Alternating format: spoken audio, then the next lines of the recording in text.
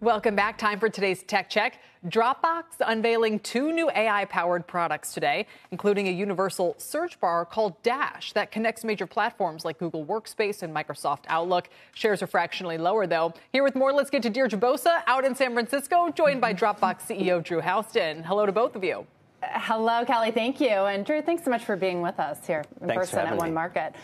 Before I get to the product news, I want to just sort of get a status on the business overall. A few months ago, you made that difficult decision to lay off about 500 employees. You cited slowing growth and the urgency to be at, quote, the forefront of the AI era. How are you doing on both of those fronts? Yeah, it was a difficult decision, but like a lot of companies, we're responding to the macro environment and then also investing more in the future. So investing in early product development and AI and some of the launches that we're announcing today. And how are you on the growth side? Has that helped yet, or are you still waiting for that sort of to trickle through? Well, we're launching these products are just hitting today, so we're really excited about them. We think it's a huge opportunity. Okay, let's talk about them. I want to talk about the more major innovation. It's something called Universal Personal Search. Explain to our audience what that means, why they might need it. Sure. So one of the products we're launching today is Dropbox Dash, which is AI-powered universal search. And the idea behind this is, or it started with just this idea, like, why do we live in a world where it's easier to search all of human knowledge with a Google search than your company's knowledge or even your own stuff?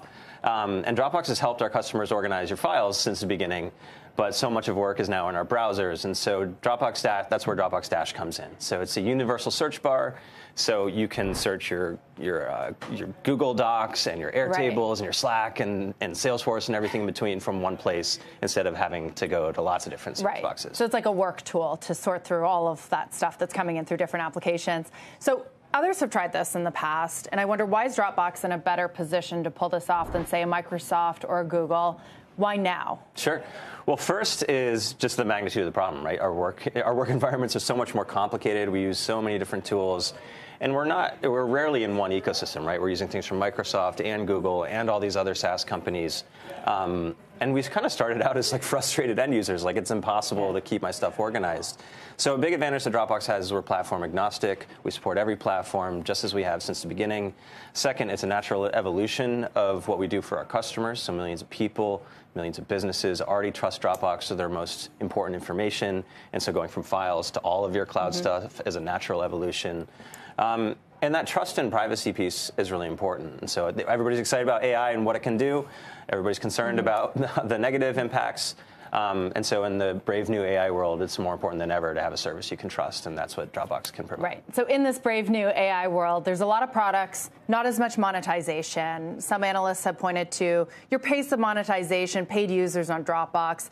Do you expect this to be a major profitability lever for you guys? How do you think that's going to impact the monetization of, Dropbox Premium? We think this is just a huge unsolved problem, right? And unlike with file sync and share, where there's a bunch of different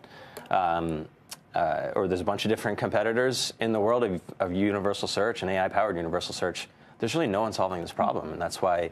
But it's something that we all experience, right? How many times have we been like, I know there's a doc there, I was looking at it an hour ago, but I can't remember if someone sent it to me by Slack or email or whatever. So this is there's a billion knowledge workers with this problem, and I know no one who has it solved until now. I know we were talking earlier about analyst notes. I really need this to sort through all of those that I get every morning. Yeah, we all do. Last question on the state of San Francisco. So Dropbox, early on in the pandemic, you guys got rid of your headquarters.